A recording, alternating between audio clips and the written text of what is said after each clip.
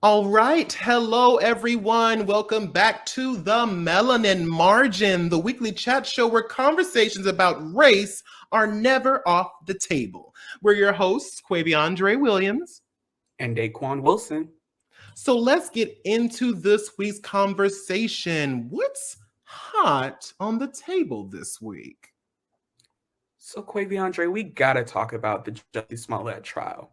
On February 20th, 2019, Smollett was indicted for disorderly conduct for staging a fake hate crime assault on him and filing a false police report. Smollett's defense team reached a deal with the prosecutors on March 26, 2019, in which all charges were dropped in return for Smollett performing community service and forfeiting his $10,000 bond. On April 12, 2019, the city of Chicago filed a lawsuit in the Cook County Circuit Court against Smollett for the cost of overtime for authorities expended investigating the alleged attack, totaling over $130,000.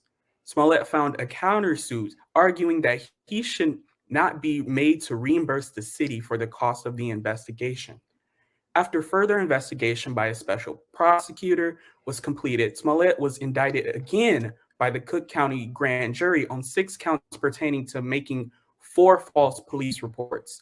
And the judge rejected Smollett's claim that his re-indictment violated his right against double jeopardy. Smollett's trial began on November 29, 2021, and CNN reports that Smollett now faces 6 counts of disorderly conduct for allegedly making false reports to the police that he was a victim of a hate crime in early 2019.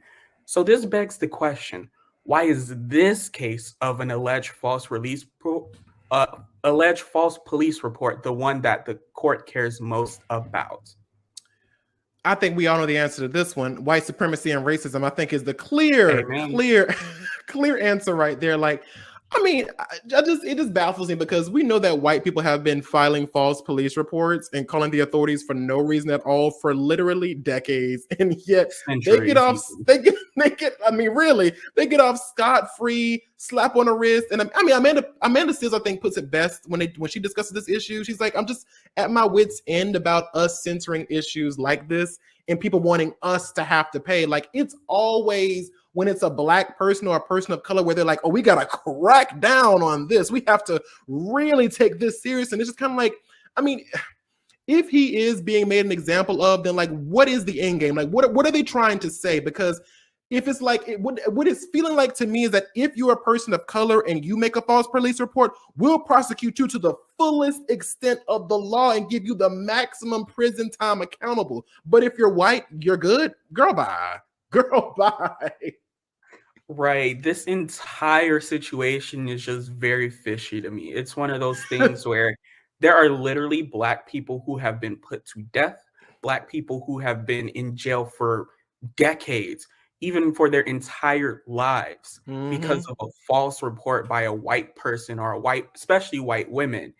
And we have this one instance, like, this is not me defending Smollett, but I'm just saying, like, it's real interesting that, like, when a Black person does it, it's even more of an issue. But when a white person does it, oh, we made a mistake. We can't, like, do anything about it now. Like, you know, they had reasonable cause. So, like, you know, there's something to defend whiteness in this instance that doesn't defend Blackness. And it's honestly kind of sickening. I mean, in a bad way, not sickening in a good way. No, but yeah, it's so disgusting because like Emmett Till's accuser is still fully alive. Like, she's still fully alive. Not a penny was given to the Till family, not any compensation or anything for this devastating loss. And Caroline Bryant she just living her life and spending no day in prison at all. And it's like, where is this focus on resources now? You know what I'm saying? Right. I guess you could say it's out of the jurisdiction or whatever, out of time, whatever the case may be. But it's like, it just really baffles me that like there is a full, like, white women specifically have been doing this for literally forever, like since police were a thing. Like this has always been going on, and it pisses me the fuck off, mostly because it's like, it's the back and forth for me. It's like, okay, we're good now. Okay, we're not good. Okay, he lied, he didn't lie. And then it's a back and forth. All right, now, we're not here to argue whether or not it was real or not. Okay, that's not what we're here to talk about. The fact is, it's just like they hired a whole special prosecutor. Are you fucking serious? Like, Amanda Seales talked about it too. She was like, no one was hurt in the situation at all. And what they're mad about is their resources. They're mad about their resource being expended investigating a black crime, or quote unquote, or some kind of that. So like, it just frustrates me that like nobody was hurt. And people in the comments are going off. Like they are like people I've seen post on Instagram and like Twitter, people saying like, oh yeah, Jussie Smollett is still lying. He should be given the maximum prison sentence allowable. And I'm kind of like, for the fuck what? For what?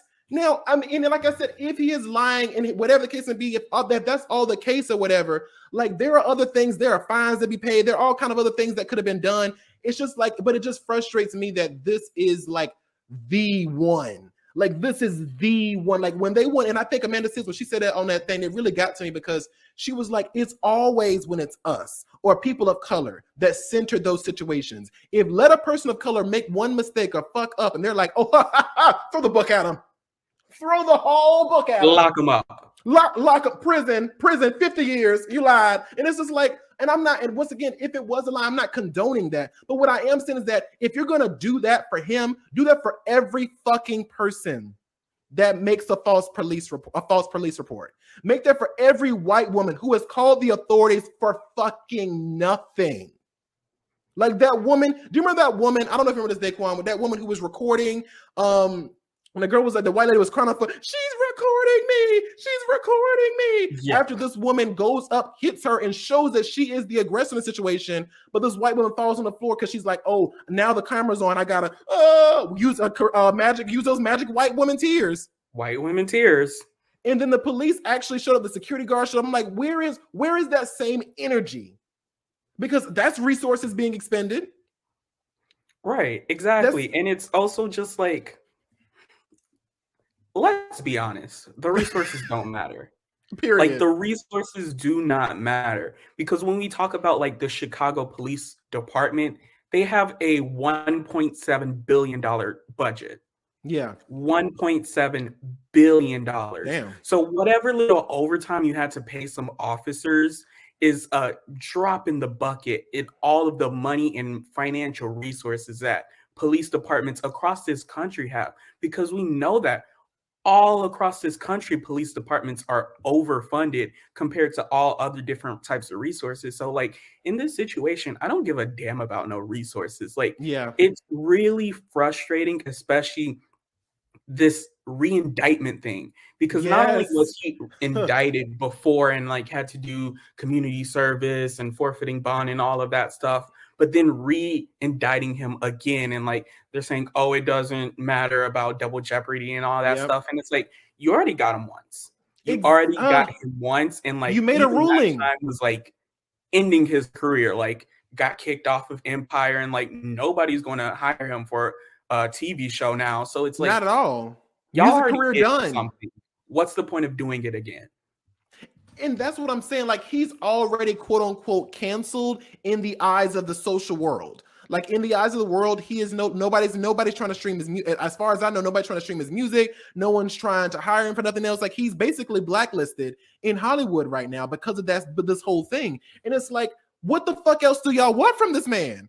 Like, what the fuck else? What is the goal? Like, I mean, I just want to know, like, what is the destination here? Like, what is the message they're trying to say? And I really think that it's not just because he's black, but it's also because he's gay. And I think this is also another layer of homophobia added on to racism, that intersection right there, because it just feels so, it feels so malicious because it's like the only person who was quote unquote hurt in the situation was Jussie Smollett.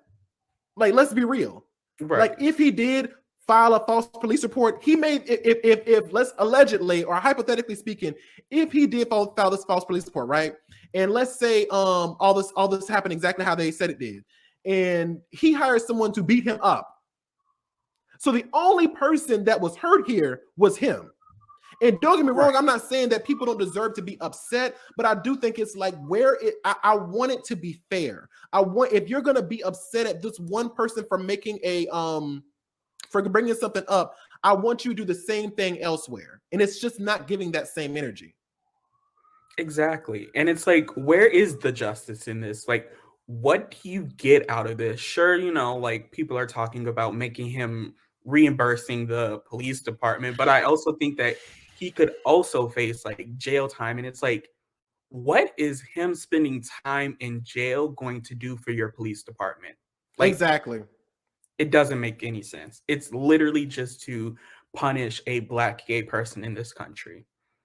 Yeah, and I think it even adds another layer of the fact of like, to me, it's just one of those things where it's like we're looking at these quote unquote resources, we're looking at the things that were expended, the time that was used, and it just is like, it almost feels as if they're saying, this nigga wasted our time and we can't do anything to him because he is a public figure. So we're going to do the most quote unquote legal thing we can to show these other niggas they can't do this. You know what I'm saying? It feels very intentional because it's like, I feel like if Jussie Smollett wasn't famous, I feel like this wouldn't have been handled the same way. Mm-hmm. And I hate to say it like this. Go ahead.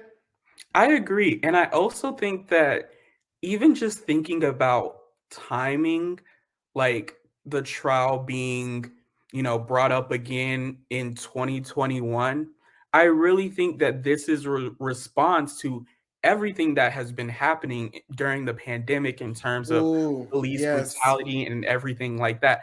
And this is a signal to be like, hey, y'all won one, but this isn't over. Y'all may have won one, but we still have power over y'all. And y'all are not going to do whatever you want and think you're going to get away with this, because we can do whatever we want to you. I'm so glad you're right. It really does feel like a show of power. It's like, not only will we, because I mean, I feel like this is illegal. Like, I really do feel like, because they made a ruling. And then they're putting him back in, and I'm just like, who the fuck hired this special prosecutor? Who the fuck did that? Who hired a private investigator? Why do you give that much of a fuck after it's already been done? Right. It really feels like they're like, we're going to showcase just how much power we really have right now. We're going to show you it's like you said, it feels like after everything that happened with the George Floyd thing and his accuser being sentenced and stuff like that, or whatever the case may be, his killer being sentenced and put in jail, and then the other situation, you know, I think the other ones that have come up that people are actually getting put in prison. I think that this is like their last ditch effort to be like, oh, wait, black people still bad. Hey, the blacks, they're still bad, y'all. Don't forget, this man, he lied. Ooh, he lied. The nigga lied. Niggas lie. Like, that's what the it's ultimate really sin. It's giving Uncle Ruckus for me. Like, it's really giving out all niggas do is lie. That's what it's really given to me, because it's kind of like the fact that we're talking about this almost 2 years later, right? About to be year 3, because it happened in 2019. Yo, it's 2020, the end of 2020. We're entering a whole new year, and we're still talking about this shit. It's the end of 2021. We're entering 2022. Oh, dang. Damn, COVID fucking me up with the time, y'all. I'm sorry. I feel that. But it's like it's about to be the end of, we're entering 2022. This is year 3. And we're still talking about it's really mind-boggling to me that we're still having this conversation in 2021, and this event took place in 2019. I thought this shit was done, Daquon. Like, I've been thought it was okay. He did what he did. They said what they said, and it was over. And then I'm looking at the news, and it's kind of like Jussie Smollett's in a trial again. I'm like, what? For what? Like, did he do? I thought he did it again. No, quite literally. I was just like, on the internet, I was like, what happened to this man? Like, what happened? And I Googled it, and it was like, oh, his trial begins Monday. And I was like, begins Monday? They already got a trial. What is going on? Like, it was not making sense to me.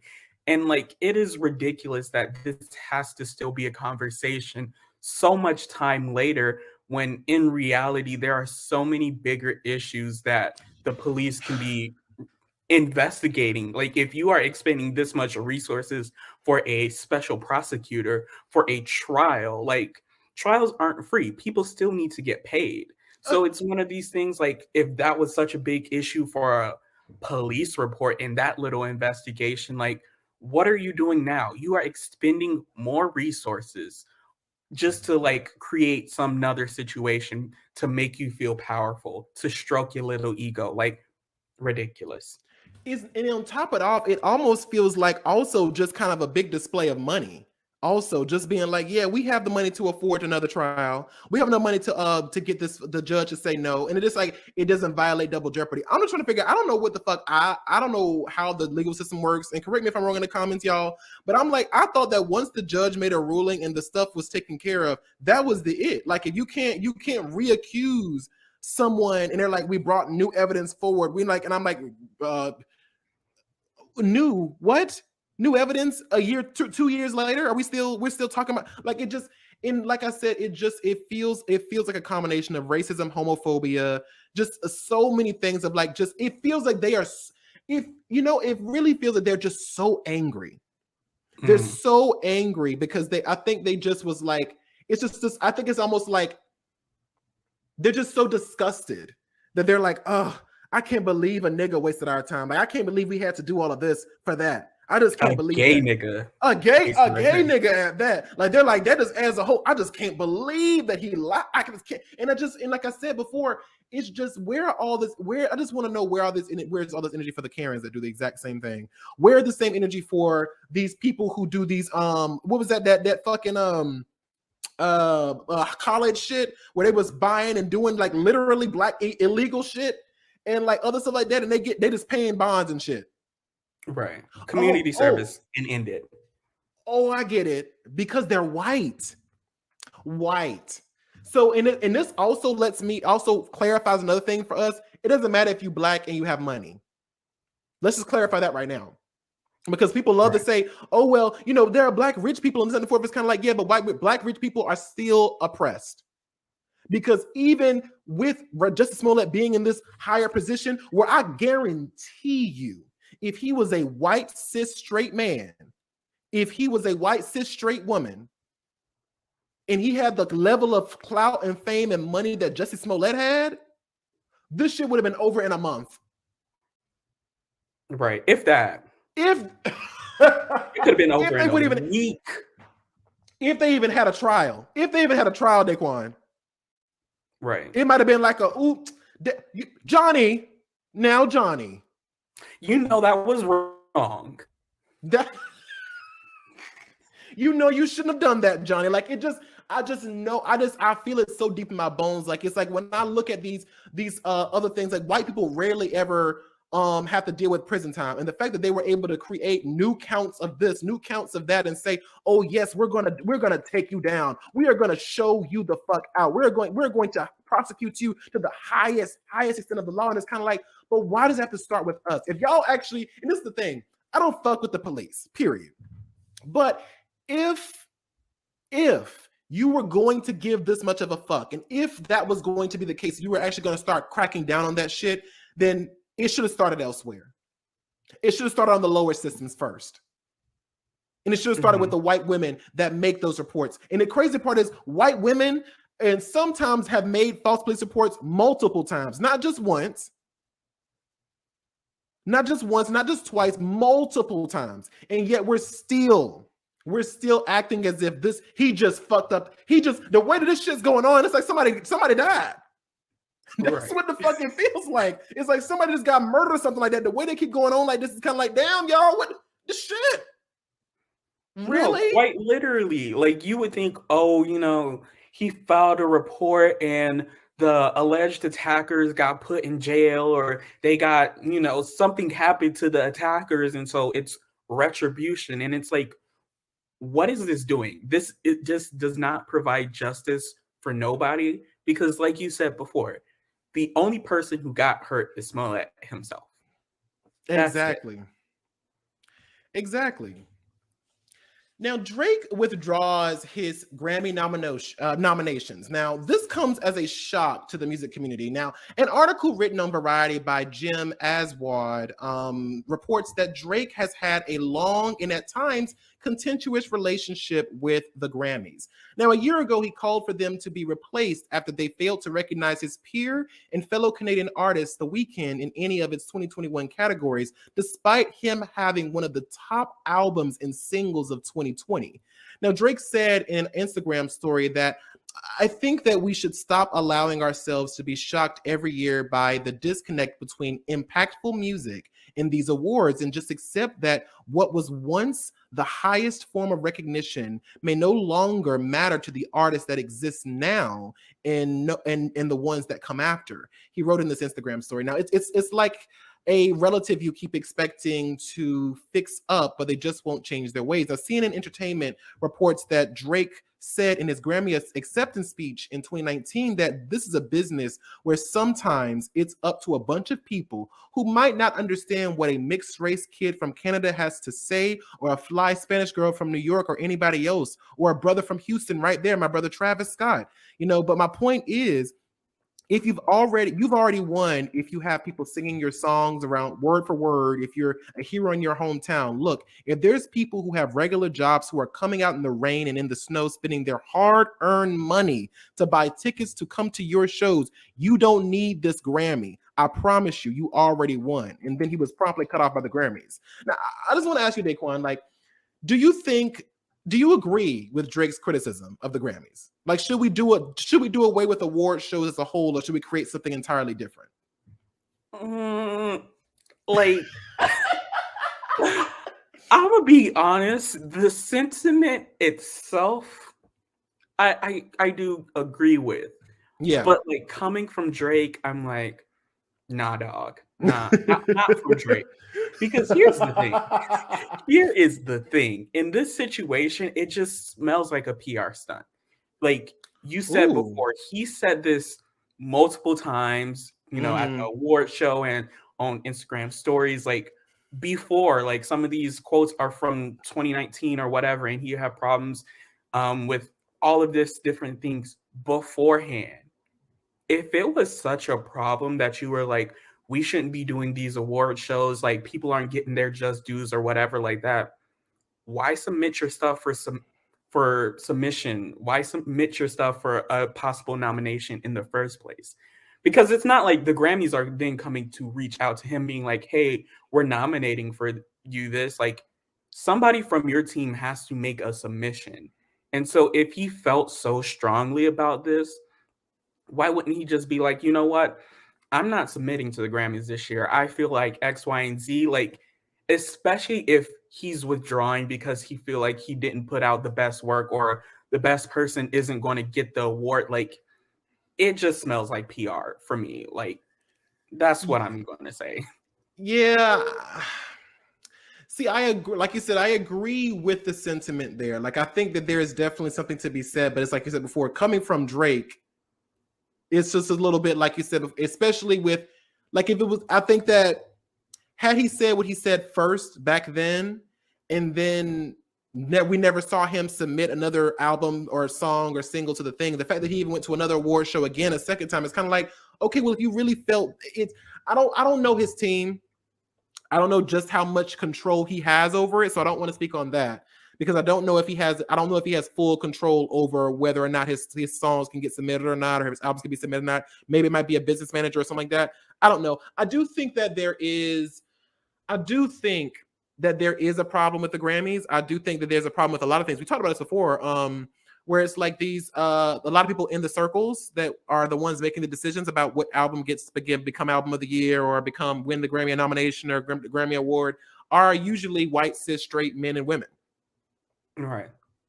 Usually. And it's just like it's such an interesting conversation there, because it's like, even if we let's say we do away with all the award shows, let's say they all go away and they all just vanish, people will still find a way to categorize people. Do you know what I mean?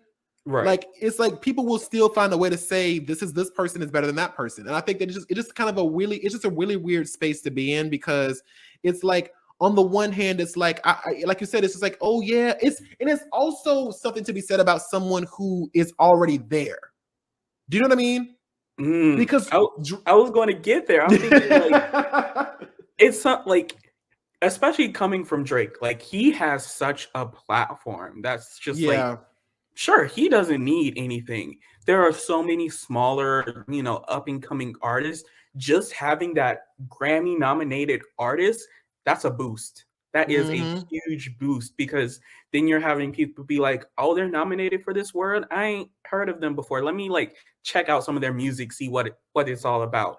Or even just like when you're booking gigs and stuff, when you put Grammy nominated artists before your title, like that is a bigger check coming your way. So I think that like coming from somebody like Drake, who like does not ever need to submit to award show to get any more clout, because he is Drake, like it just feels like this falseness to it.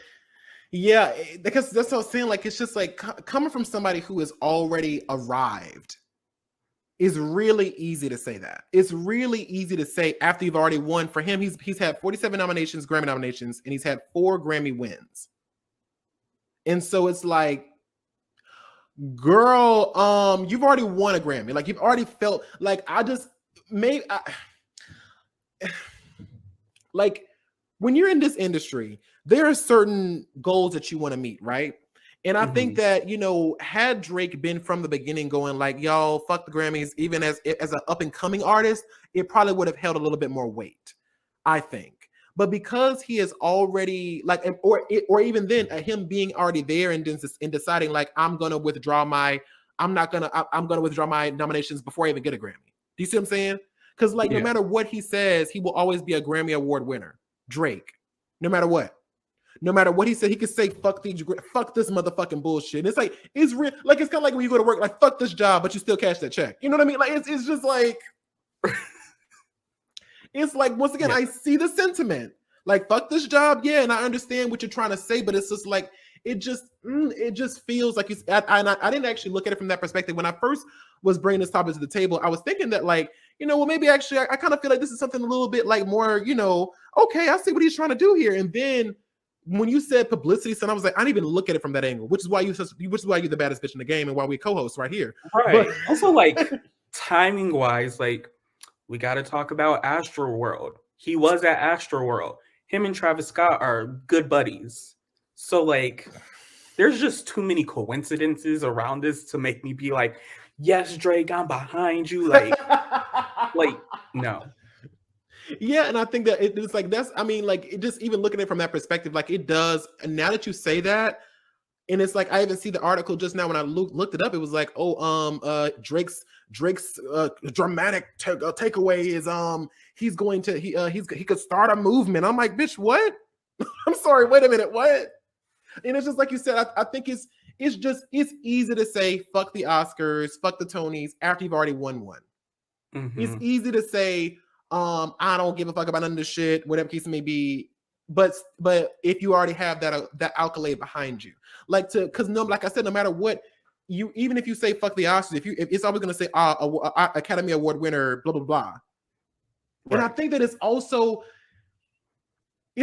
kind of a problem to me, because it's like I don't feel like he offered a real solution aside from like just create your own. It's kind of like, no, fuck that. And I think that yes, we should create our own, and we did with the BET Awards and stuff like that. Like, we do have those things, but I think that it's also like, no, fuck them. We're gonna still put ourselves in this space. You know what I mean? We're gonna still get on this fucking table. Like, yeah, it's a problem, and we know. I'm not saying that we have to take scraps. What I am saying is that like fighting to make sure that these award shows become more fair, become more real, become more diverse. Don't just let white people win. Does that make sense? Ooh, yes. And I also think that like it's a slap in the face to aspiring artists.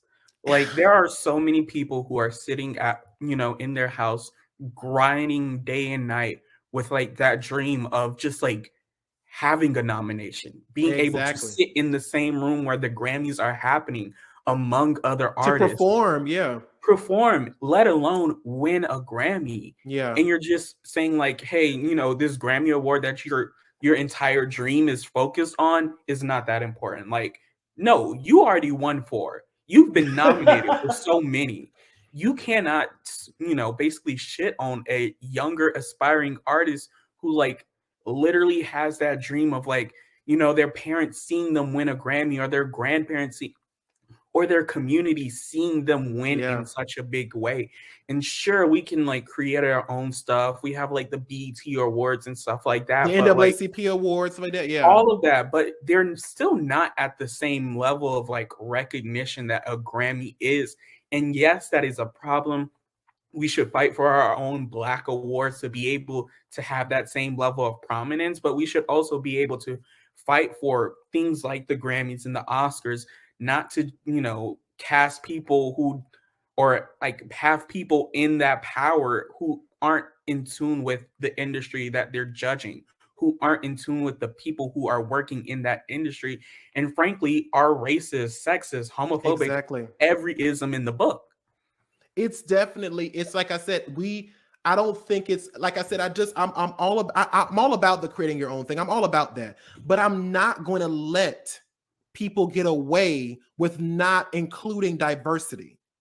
You know, the same thing was, it's easy to say, oh, and I hear this, this shit pisses me off so bad, but I'm gonna say, like, that shit, people like, oh, well, just create a Black superhero. What the fuck, whatever. And it's kind of like, fuck all of, like, I see what you're saying, and that's cute or whatever, but it's already been established both in Marvel and DC that there is a multiverse in there, so we can have a Black Spider-Man, we can have a Black Superman, we can have a Black, you know, Batman, the whole nines. We can have all of this stuff because we can have a Black Iron Man, a black whatever the case may be, or an Asian, Native American, whatever the case may be. We can have those things because there's a multiverse in place and there's all those things established. So no, I'm not going to just sit by and be like, well, I'm going to create my own. I'm going to do that, but I also want these big ass places like Marvel, DC, and all these award shows to let us the fuck in. Right. Because we are just as important and we have just as much impact as all those white artists and creators.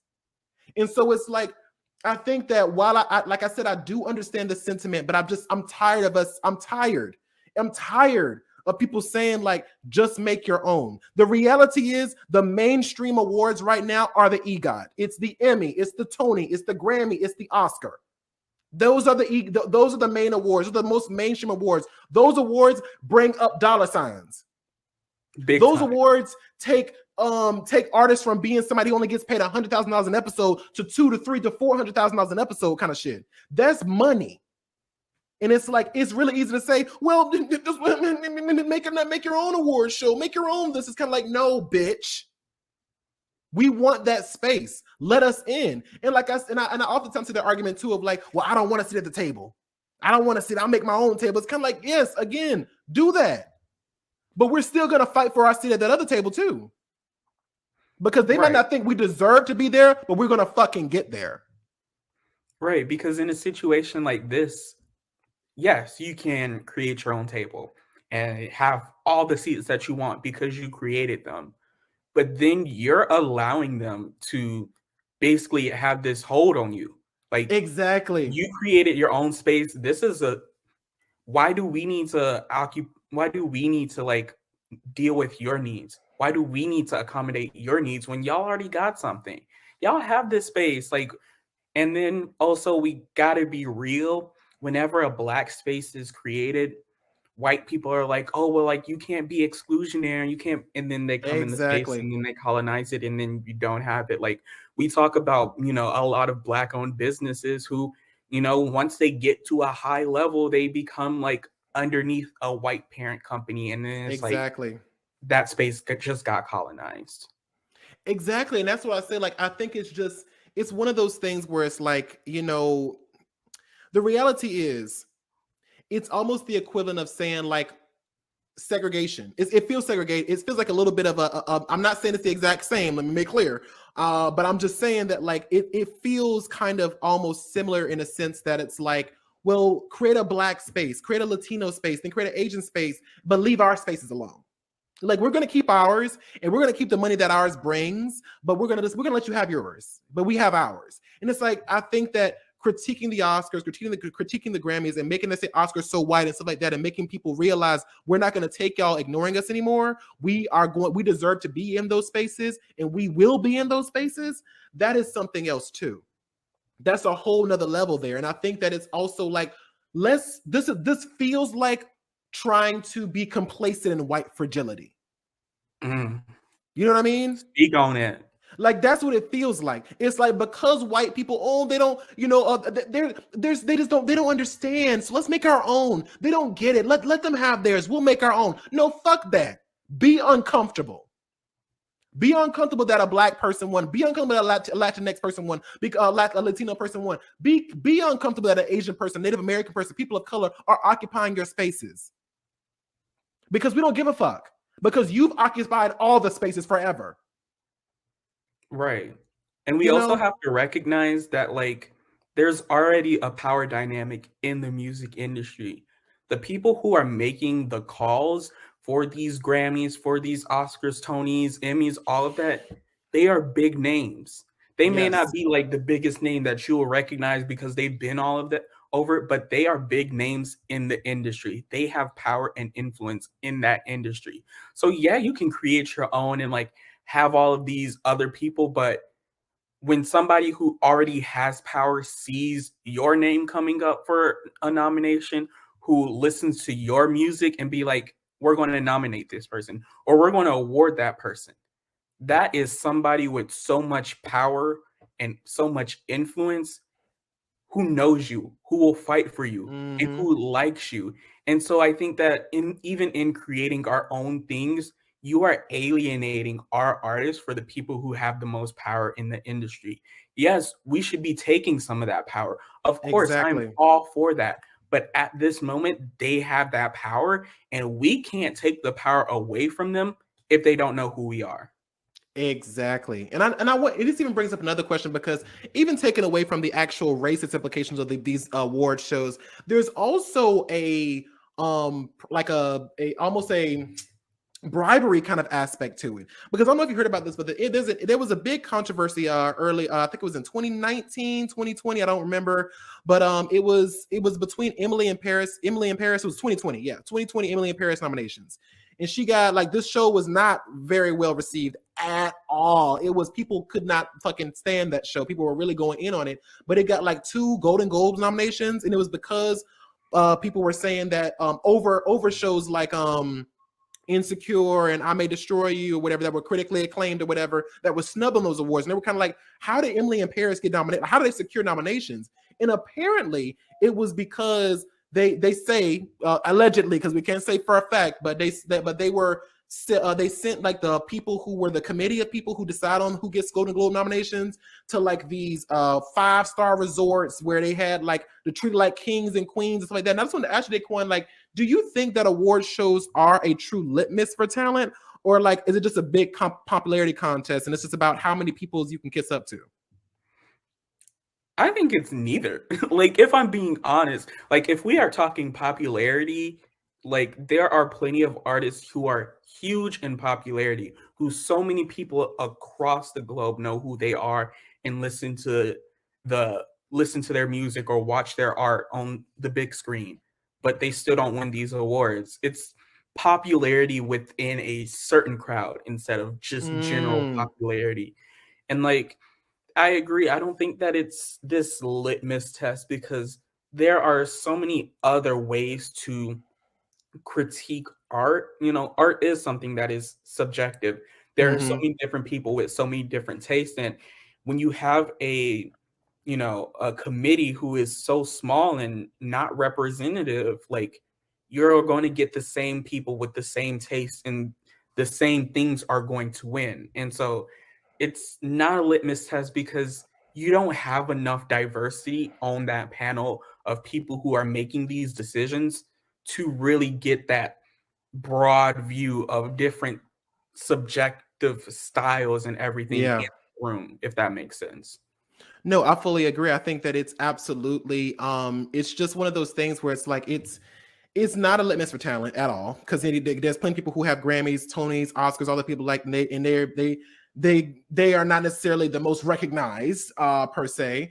But it's just like, I think that it's one of those things where it's like, there's a problem there. It's an obvious problem there, and it's an obvious problem of kissing up to the right people in the right spaces. I think that there's just one of those things where it's like, while it needs some restructuring, it needs some retooling, and I think it should be the people's vote, and not necessarily I think that the people's vote should be thought into consideration about that. And I think that that's the problem that we're seeing, is that it's just 5 or 10 or 18 people making decisions on everybody. And it's kind of like, no. Let's not do that anymore. Let's go ahead and let's let more people in. Or even just like the artists themselves. Like, yes, I think like the general people who receive music should be able to vote, but also like having artists themselves be able to vote on these different categories. Yeah, sure. Yes, the artists can vote up for themselves or whatever. But I think that a lot of people who are in the industry, they know what it's like. They know how hard somebody has to grind to put out an album. They can tell the different type of work that somebody puts into it. Yeah. So having people who do this every single day, day in and day out, putting a vote to it would make things so much better than just like these big wigs.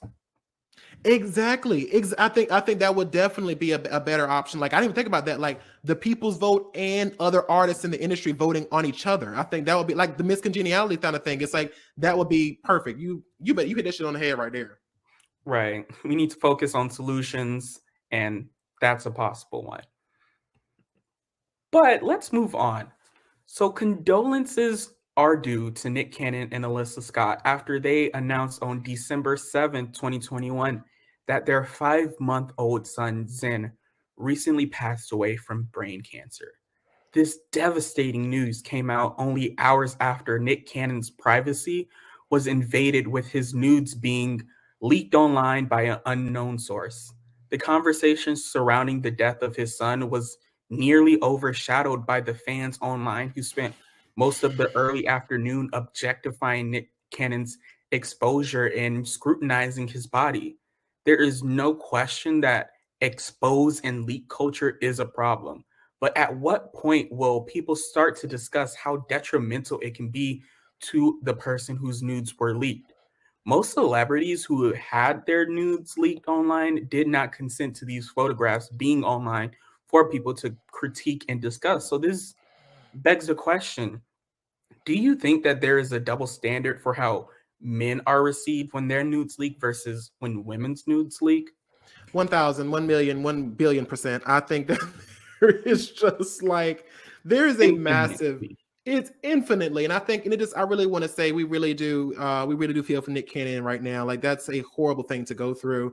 And the fact that like, this was just all that was people were talking about for so much, and like this, it was so disgusting. And like, what I really thought was so crazy was that when a man's nudes are leaked, it's all about how big is that? And it's very like that kind of sexual, like, I wonder what it does, or what does it look like, or and it's very that. But when a woman's nudes are leaked, yeah, men also do that too, but it's also slut shaming culture. It's like, she's a whore. She for the streets. How you let somebody leak your stuff like the fuck they intended for it to be done? And it just pisses me off, because it's like, men are oftentimes kind of pedestalized for it, like saying like, oh yes, like, oh, we know what you packing, honey. Oh, that's serious. Like, I remember one time, even on Wendy Williams' show, I think it was Safari who was on there, and she was like, we know it's big. Like, we know, and it's just kind of like, that was just so fucking disgusting. Like, men, like, once again, women are definitely objectified in society. We know that to be true because of patriarchy, but I think there's also a level of understanding too that men are objectified as well. And it's oftentimes more acceptable for men to be objectified by other women and other people than for women to be. Does that make sense? Am I making sense on that one? Yeah, I see what you're saying. I think that there's definitely that aspect to it where when a woman's nudes leak, it's like, it's less focused on like the body itself and more on like, why would you take a picture like that? What are you doing with that type of image? Like, focusing on like the presence of that photograph being some type of moralistic code for her character. And it's not the same way with men. And that's like, there is this double standard and this double-edged sword where it's just like, you know, it's, yes, of course, women are objectified so much in society. Way more, So way more than men. Yeah. And I think that in instances where nudes are leaked, it creates this situation where like they're already so objectified that like you just got to go to the next thing and make judgment calls on the character. Because let's be real, like, you know, men are probably undressing women in their minds all the time. They're wondering all of these things all the time. So when it comes out, it's like, I've already imagined it, so it doesn't really matter to me. But I think that there's like this level of not modesty, but that's the word that's coming to my mind when it comes to men and their image, because women are so sexualized in so many different industries, especially the entertainment industry. Yeah, I think that for me, it's also like that idea of like, you know, it's, and I really love what you said about the idea that like, because they're already so sexualized in society, the next level is, well, we already know we already been imagining what you would look like naked. Now that we know, we have to talk about your character, we have to go to the next thing. And so it's really weird because I think that men are definitely objectified in a different way. And I think it's more socially acceptable for women to objectify men than it is for men to objectify women, because we know that's a problem. We recognize it's a problem because we know that, but I think it's also, and I think it's even a level of patriarchy there too, because it's almost as if they're saying that, you know, women are the only ones that need to be protected. And while that is true, that women do need to be protected and need to be feel safe, there's also this kind of ignoring of male safety and stuff like that. Like, I think that what I'm bringing up here is that when we look at Harry Styles and we look at the Taylor Lautners and the, you know, the characters like that, where they're always on the screen with their shirts off. And they're seen as these kind of boasted as these sex objects. And I think the reason I thought about this is because recently I watched a clip that just came across my my Explore page on my YouTube homepage. And it was of Ellen and Taylor Lautner, and like Taylor Lautner surprising his fans, right? Mm-hmm. And so I don't know if you've seen this before. Have you seen that video? I haven't. Well, in the video, Taylor Lautner is coming out into the audience, and he's like, you know, the girl's like, "Oh my God, Taylor Lautner!" You know, freaking out, running down, and then going to hug him, right? And he opens his arm to like, "Okay, I'll give you a hug." So he gives her a hug. He opens up. He consents to that aspect of it. And then when he pulls away, she runs her hand down his chest and to his abs. And he was just like, and you saw his face, but of course he's trying to be, you know, he's smiling and, you know, whatever. But it's just like, you could tell that it made him uncomfortable, but he was trying to just put a smile because he didn't want people to think he was a bitch or he was being like, you know, a jerk or whatever the case may be. But it's that level of like, just like there's an expectation in society in the male gaze, it's like that, whatever the case may be. I also think that there is not a conversation being said about respecting the fact that people need to stop objectifying people as objects or commodifying parts of their body. And I think that in this situation, you know, it's just like you just ran your hand across a stranger's chest and stomach without their consent. Do you know what I mean? Weird. It's nasty. It's disgusting. And like, I agree. And I also think that like, I think part of this conversation is that women's nudes leaking is normalized. Like, it's one of those things where like when you hear somebody's nudes leaked, it's usually a female actress or a female musician or artist or whatever. And so there are these rare instances where it is a male's nudes being leaked. And I think that's part of the reason why there's a lot more, you know, objectifying or whatever, because it doesn't happen as much. When we see a woman getting nudes leaked, it's like, all right, it happened 20 million times. And that is a problem because like leaking is disgusting. It's almost an expectation in a way, right? Because society has ingrained so much that women's bodies are objects, because that's the way that patriarchy has made us believe women to be. When a woman's needs, when news get leaked, the first thing we think is, oh, a man did it, and people call her out because they're like, you shouldn't have did this, you shouldn't have did that, whatever, all that kind of stuff. And I also think it's another level of what I've also realized is that somebody made this up on TikTok, and I thought this was really powerful too. They were like, it's really funny how men will sit there and call women all kind of things when their nudes get leaked. And then they oftentimes are saving those pictures and doing things with them later. And she was like, but it's really funny how they talk about women and trade nudes with women that they have with each other and be like, oh yeah, look at this girl. Like, I'm showing you a picture of my girl. I'm this girl I talked to, or this hoe, or whatever. But when a woman has an OnlyFans, or something that she is like charging you for, then, oh, she a hoe. Oh, she a this. Oh, she a that. Or she a this. Or women who work in adult entertainment. And it's just like, it's just weird. And somebody saw this, and I thought this was so powerful, because she was like, you're really excited, and y'all talk hell and high water about women when she has her nudes leaked without her consent. But when she consensually provides a space for you to check her stuff, they're like, why the fuck does she have an OnlyFans? These women are for the streets or whatever. She was like, is it because it wasn't consent? Is that what turned you on, was knowing that she didn't consent to having her pictures taken? Is that what made you feel strong? And the girl and I heard, I was like, oh, damn. I was like, and it's like that reality of like the conversation when a woman has an OnlyFans is vastly different than a man. And so people are like, women have gotten fired for having an OnlyFans, fully fired from their jobs. And it's just like, and it's because of, but like, and she was like, and then they're bringing that back to that conversation. She was like, is it because, do you like it more because it's not consented? Do you like when you have your friend, you're showing a picture of somebody that somebody gave you, and it's like, oh yeah, look at this, and I know that they don't know, and does that make you feel good? But had that woman released her nudes herself, it's like, damn if you do, damn if you don't kind of thing. That makes sense, Daquon? Yeah, it makes total sense, because it's all about power. It's maintaining that power. When you have a woman's nude on your phone and you're sharing it to whoever you want, you have the power over her body in that sense. Exactly. Or even if it's like something leaking, you are looking at it and you are downloading it and whatever, like, you have that power because she did not consent to it. But in an instance where somebody has an OnlyFans, they are consenting for, people to see them in this sexual way. Yes. And you no longer have the power. And I do think that there is also a problem with people then, taking OnlyFans pictures and releasing it elsewhere, because that is just as illegal as it is to, give somebody's nudes away to somebody. It's all illegal, by the way.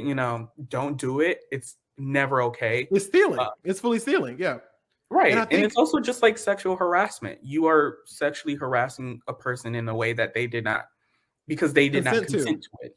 Yeah. And I think and that's the reason why there's a paywall behind it. Yeah. And I think there's another level to it. Like, I think, because we all know, like I said before, I do think that there is a problem that we do objectify men as well in a different way. And it's a little bit more socially acceptable to objectify both women and men. Of course, women to a much greater extent, not even touching the same level. But I do think that there is also a level of understanding on a man's part, because I also think the reason why that people I think that the reason why people talk so, sexually about men when their nudes leak is because it's almost kind of, again, that expectation that men are sexual beings. So it's like, there's that idea of like, if their nudes leak, it's like, well, we expect that from them because men aren't expected to be chaste like women are, quote unquote. They're supposed to be, the women are supposed to be, quote unquote, modest or chaste or virginal in the society's eyes. So when a man's nudes leak and the conversation around it is kind of like, yeah, you did that, you got a big ass dick, and I very much so that kind of energy, it's almost like a point of pride. Now, again, not to say that's how the person whose nudes were leaked feels, but I think that society almost sees it as a prideful thing when when a man's nudes are leaked and he has a big or larger member. It's almost like, oh yeah, you got a big da-da-da. It's great for you. It's good, right? Ha-ha. And I also think, Daquon, because this is the Melanin Margin, and race is never off the table.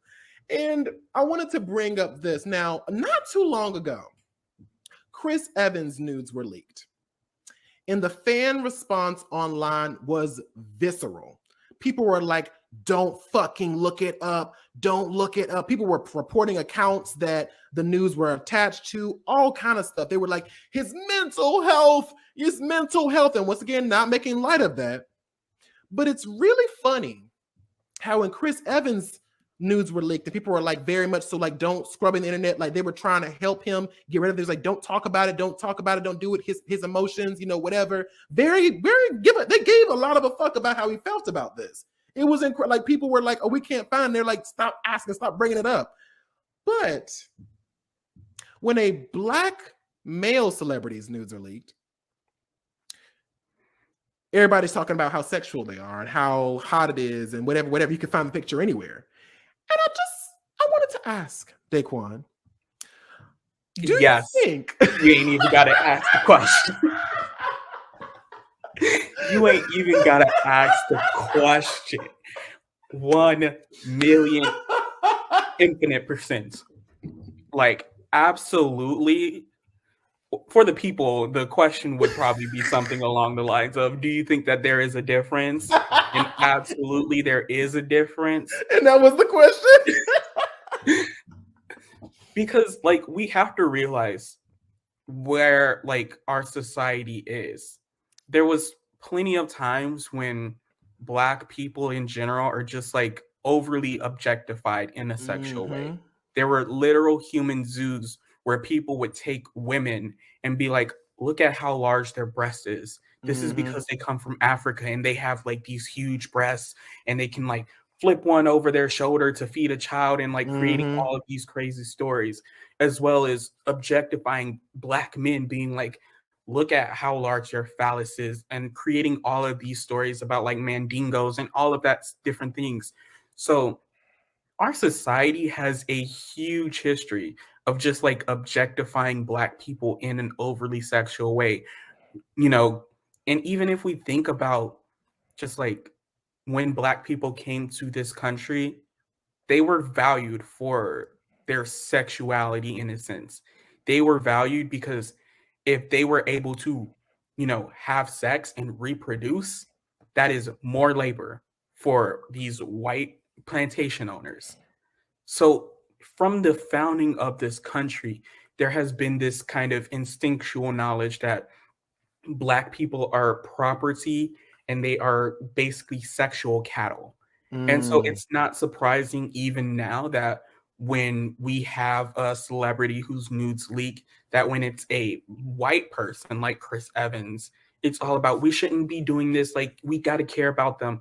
But when it's a Black person, it's like, oh, who cares? Like, they took the picture or whatever, and like basically just treats them like a sexual object because they've been doing this for centuries. Baby, Daquon does not hold no bears, baby. And that's on period. I literally agree with everything you said. Like, I knew you were about to go off on that one. I knew you were about to go off on that one. But it really is it just was so surprising to me, because I was like, where is the same energy for Black men? Or in this case, where's the same energy for women when their nudes get leaked? What about their anxiety? What about their mental health? You know, and I mean, once again, not saying that Chris Evans didn't deserve that reaction. You know, I'm not advocating at all for him not having that reaction at all. I'm just saying that it just really baffles me that this cis white man was defended heavily by his fans, by people online who were like, stop doing this. His mental health, his anxiety, you know, he's got going on this and the fourth. It's kind of like, where is that same sensitivity to women and people of color? Where is the same sensitivity? Because what about Nick Cannon's mental health? It just really breaks my heart, because I can't even imagine what he's going through right now. After with having losing a child. Not only losing a child, but losing a child so young to something like brain cancer. And then having the conversation all around your penis.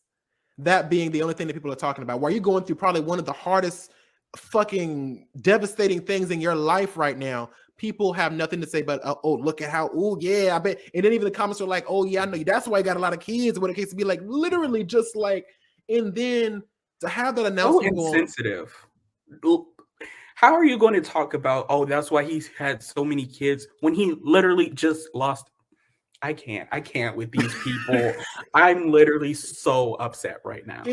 It's so, and it just really just breaks my heart, because I'm kind of like, and again, not saying that Chris Evans doesn't deserve the same, it doesn't deserve that respect, or that doesn't deserve that kind of whatever. What I'm saying here is the fact that Nick Cannon is going through not only having his privacy leaked, but having just announced to the world that his child is gone. And all the conversation for the most of the day before he even made the announcement officially was around his penis.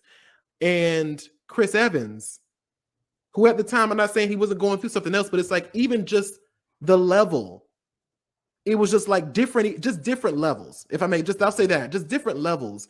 And the fact that even with a devastating loss being something that he was going through, Nick Cannon, and it's just like, this is the conversation we're having. This is what we as a society, what we're doing. And like Chris Evans he just talked about anxiety and depression before. He just talked about it before. You know what I'm saying? I don't know what he was going through at the time, but he just talked about it before. And people had so much sensitivity and so much worry for him. They were just, And once again, where is that same energy to Black people and women when their news, when Kaylee Cuoco's news were leaked, when, Kim Kardashian, all the other people, like when their news leaked online, like where was that same sensitivity to be like, what about her mental health? What about Nick Cannon's mental health right now? The people with the most privilege get the most protection. Get them, I am not saying that Chris Evans' news deserved to be talked about the way that Nick Cannon's was. I'm just saying we're talking about, objectively speaking, about the racial differences and undertones of this conversation. The fact that as a white man, he is being the most protected class of people. He is among the white cis male population, the safest people in America. And people are going the extra mile to keep him safe. Yet white women, Black women, people of color, not at all the same. Right. And it's even frustrating that you would have to even have a disclaimer like that. Have a disclaimer to be like, oh, well, like, I'm not saying that he, deserved more. Because so many times when we talk about Black issues, it's always this zero-sum game. It's always, oh, if we ask for more thought and care about Black people's mental health after they're going through something so hard and so heartbreaking, like losing a child and getting their news leaked, if we ask for people to have some type of care, then all of a sudden people think, oh, if we care about Black people, then we got to care less about white people. And it's like, it's a lot. That's a conversation for another day, though, because we could talk about that forever. And we will have more conversations like that. So subscribe so you won't miss them. Period. Now, the table is always hot with current events and social issues, but sometimes the heat can get a little intense. Let's turn the temp down, take a breather, and get into this week's topic cool down. So, Quaviondre, yeah, as the year winds down to a close, what is something you learned in 2021 and a goal that you have for 2022? I would say what I have learned in 2021 is to heal. I think that 2021 really taught me a really valuable lesson about how unhealed trauma can manifest in so many different ways. And personally, I think that there is something to be said about when I look back on the things that have happened this year, and so much has happened. But like, I was in a car accident, I had a relationship that didn't really work out very well and didn't end the best way it could have. And, you know, my mother and I going through a rough patch in our relationship, and just all these things just kind of culminated into me realizing that unhealed trauma cannot stay unhealed forever, because it's going to manifest in every way possible. And it's going to manifest in ways that you don't think affect you. And I think that, you know, for me, I think for the first time this year, because I'm back, I went into therapy recently, and you know, I was talking to my therapist last week, and we were having a conversation. I was so scared because I was like, I just saw my unhealed trauma manifest in a part of my personality that I didn't even know was there. And it frightened me so much because it was the first, because I thought I had it together. Like a bitch thought she had it together. You know what I'm saying? A bitch thought she was good. And I didn't realize that I was compartmentalizing that trauma. And so it was finding new ways to come out. And it was the first time I was like, had a moment where I was like, oh my God, like I see it. I see it. And so that's what I learned in 2021, is that just because you don't talk about something, just because you don't bring up something that you've experienced in the past, does not mean that it's not still there, does not mean that it's not still happening, does not mean that it's not still manifesting in some way. And I guess my goal in 2022 would be to work on that healing and to make a change for real, you know, and to really get to a place where not only that this trauma does no longer define me, but I'm working on trying to heal it so that it doesn't continue to manifest in other ways that can become a detriment in my life in the future. Because I want to start to break generational curses. That is so powerful. And also just like, that takes a lot. It takes a lot to be able to get to that point to where you can feel like you are healing and that you want to be on that healing journey, and that you are committing yourself to a healing journey. And I think that for me, something that I've learned in 2021 is just like not caring about the imperfections, not, you know, getting all over my head about creating this image of myself that I think I should be. And I think that it really has, you know, manifested in like a lot of different ways in my life. Like even because I'm doing this thing where I'm like comparing like what my makeup and stuff looked like at the beginning of the year versus like now. And like even thinking about something as small as like how I do my makeup. At the beginning of the year, everything needed to be perfect. If it wasn't perfect, clear in the face, like I'm not perfect. Like it's not giving, so I'm just going to take it off. And I needed to like have this like perfectly manicured glam type look, and like now I'm just like, I'm just going to do something and like let that happen. And I think all of 2021 was just me learning how to not create an image of myself, but just be myself. And I think that going into 2022, my ultimate goal is to reconnect with my inner child, connect with that inner child that like never really got to be themselves fully. Because like recently I've had a lot of just like nostalgia trips of where I felt that inner child being so happy, and it made me so happy and so joyous.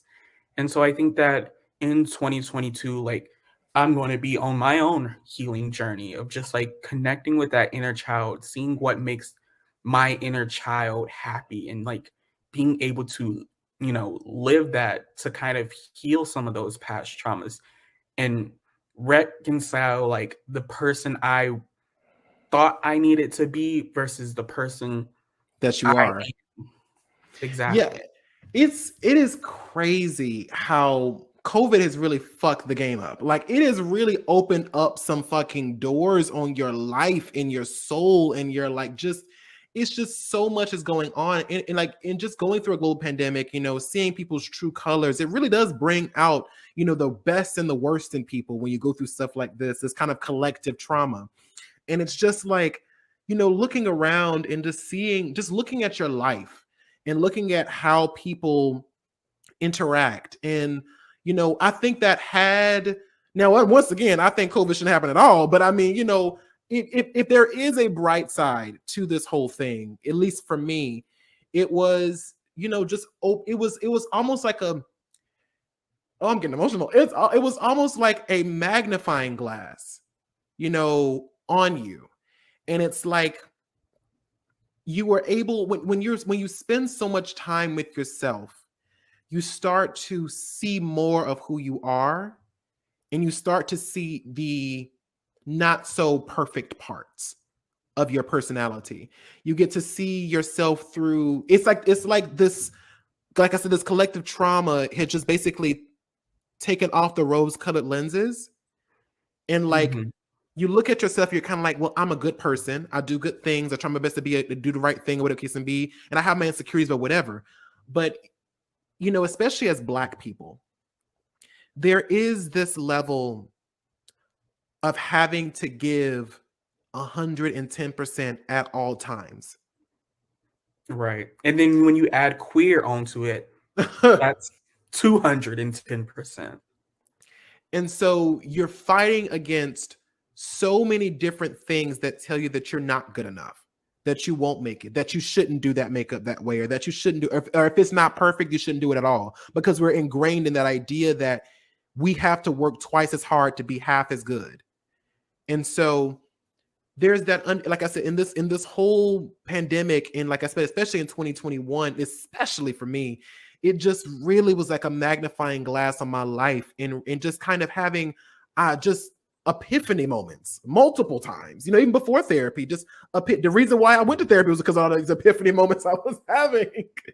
And it's just like realizing just how much unhealed stuff is still affecting me. Because had this pandemic not happened, you know, or had, you know, had I just had the things that happened in my life this year not happened, you know, it might have been more years before I realized what I realized, or saw what I needed to see. And it was just like, you know, once again, if there is a bright side, because I mean, once again, it's not nothing good about it, but if there is a bright side to it, it just was like opening a doorway into the most authentic version of yourself, and opening a magnifying glass to the worst parts of you. Because there's nothing like trauma to help you see what the fuck is wrong. Right. Because those trauma responses, bitch, they have you. They have you, bitch. They will put you in a place. And also just like isolation. I think isolation has been a big thing for me, because I always know that, like, when I am with other people, I am always thinking about what image do they have of me in my head, and always trying to focus on just like keeping that image that they have of me. And then I'm just like reflecting other people, rather than just like, when I'm all here by myself, the only person I have to reflect off of is myself. And that's it. I think that's what I'm trying to say. That, see, bitch, you the fucking shit. Okay, like, we here with it, but like that's exactly what I mean. It's just like this. Like I said, of course, this was a horrible thing. Many lives were lost, but you know, I do think that there is, like I said, if we look at some of the things that came out of it, was, like I said, that realization, and like you said, that reflection of yourself. Because I'm the same way, you know, I wanted to be a certain image for certain people. I wanted to be certain things, certain people. And like you said, that consistent isolation, months and months of not being able to go out and have fun and do the things that you wanted to do, forces you to, like you said, reflect on just you. And so I think that, and honestly, for both of us, I think, and that's crazy that both of our journeys are, both of our, like, you know, goals in 2022 are kind of aligned, in the sense that we both realize that we need to reconnect, and we need to heal. We need to see the things that we're missing, and we need to correct them, or at least try to move forward from them. And it's crazy that it took a whole damn global pandemic to do that. I don't want to do this shit ever again. Ever the fuck again. I don't ever want to do this shit again. Never. And never. Like, So, you know, but it just, like I said, if there is one sliver of light in the darkness that is COVID-19, Omicron, whatever the fuck it's called, whatever fraternity it's called now, you know, if there's one sliver COVID, of light in alpha, there, beta, gamma. But yeah, if there is even one sliver of light in it, it has really helped open up your eyes and let you see what's really wrong in your life, you know? Now, so many children grow up never knowing the full scope of what their culture has contributed to society and history. So it's time for a change. Let's take a pause, rewind, and remind the world just how we did that. Now, in the article 29 Facts About Black History that you might not know, we learned that Ralph Bunche was the first person of color and the first African-American to receive a Nobel Peace Prize. Now, Bunche, a diplomatic and a political scientist, began working with the United Nations as early as 1944 as the form of the coalition began to become clear in the waning days of World War II. Now, he, along with Eleanor Roosevelt, was responsible for the creation of the 1948 Universal Declaration of Human Rights. His Nobel Prize was given in recognition of this work amongst the Arab-Israeli conflict in the late 1940s. Now, Bunche was the UN's chief mediator and for the conflict and negotiated in the 1949 armistice agreements. The following year, he was awarded the Nobel Peace Prize. Black excellence. Period. It's always just like so amazing to hear not only Black excellence, but Black excellence that are fighting for the humanity of all. Exactly. And so for my We Did That, we all know the iconic Playboy bunny suits. Mm-hmm. What you may not know is that the original was sold by a Black woman. Zelda Wynn Valdez was a Black fashion designer, seamstress, and costumer. She began her dressmaking business in 1935, and in 1948, she opened up the first Black-owned business on Broadway with her design and dressmaking studio, Zelda Wynn. Some notable clients Valdez worked with include Gladys Knight, Josephine Baker, Mae West, Dorothy Dandridge, and Ella Fitzgerald. Impressively, during her time working with Fitzgerald, she only measured the singer once and studied newspaper photographs of the singer and used her imagination to create dresses for Fitzgerald. She also had a huge impact on the world of dance when she worked for the Dance Theater of Harlem for about 30 years, designing costumes for over 80 productions and being one of the first people to dye the tights to match the skin tone of the dancers. Black women. Constantly raising the bar. And I love this. You know, there's so much about this segment because there's so many things that I did not know, like literally did not know. And I think a lot of the reason why we created this segment was because there's still a lot about Black history that we don't even know as Black people. I studied African American studies and I'm still learning things. I didn't know the Playboy bunny suit was created by a Black woman. Like, child, me neither. Like, it's the stuff that the fact that as our history, that's the reason why we created this segment, because there's so much of our history that is left out of the history books. And it's just like, it's so nice to really revisit and look in and actually research. Because me and Daquon both research these people and we look and we're like, oh my God, like these people did this person did that. Like, what? Right. The power of your mind to literally look at a photograph of somebody and create a dress. Like, I am no seamster or whatever. Like, I can't sew. Like, if I was on Drag Race, I would fail the sewing challenge 10 out of 10 times. But to be able to look at somebody and make a dress that fits them, that takes a lot. Period. Talent. Now, as always, thank you all so much for watching and keep the conversation going down in the comment box below.